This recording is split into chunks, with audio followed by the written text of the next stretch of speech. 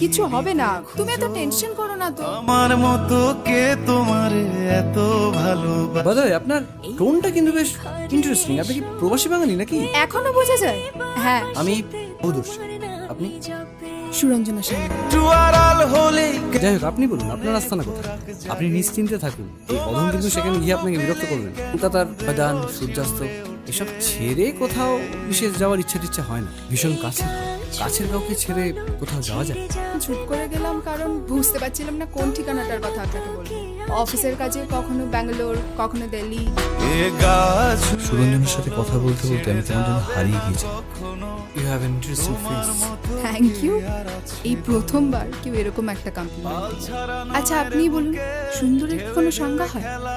সুন্দর তো আপেক্ষিক। টাও দেখ কলকাতার যে শুধু অজস্র প্রেমিক আছে তা কিন্তু নয়, প্রেমিকাও আছে বেশ কয়েকটা।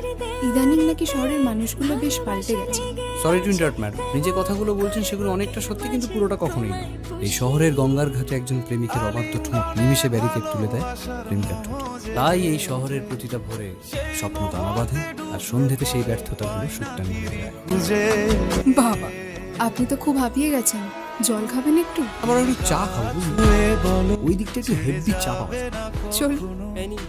তোমার মতো আই রিয়েলি লাইক ইউ। আমার যেতে হবে। কি সুন্দর চোখ দুটো, তাও দেখতে পাই না। মানে ও তো অন্ধ। একটা পৃথিবীতে খুঁজো আমার মতো কে তোমারে এত ভালোবাসে।